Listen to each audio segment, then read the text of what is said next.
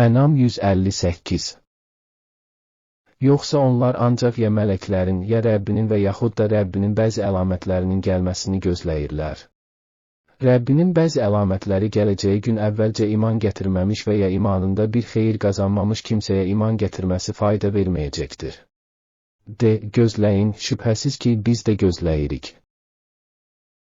Əli İbn Rubab İmam Sadiqdən əleyhissalam nəql edir ki, Həzrət bu şərif ayə barəsində buyurdu.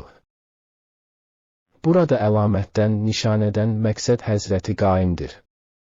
Sonra buyurdu, Həzrəti Qaimin zühuru və qiyamı zamanında əvvəlcədən iman gətirməyən şəxslərin iman gətirməsinin faydası yoxdur. Hər nə qədər ki, ondan əvvəlki imamlara iman gətirmiş olsunlar. Yenə buyurdu, bizim Qaimin dostlarının xoş halına ki, qeybət zamanında o Həzrətin zühurunun intizarındadırlar və zühur zamanında Həzrətə itaat halındadırlar, onlar Allahın övliyə və dostlarıdırlar.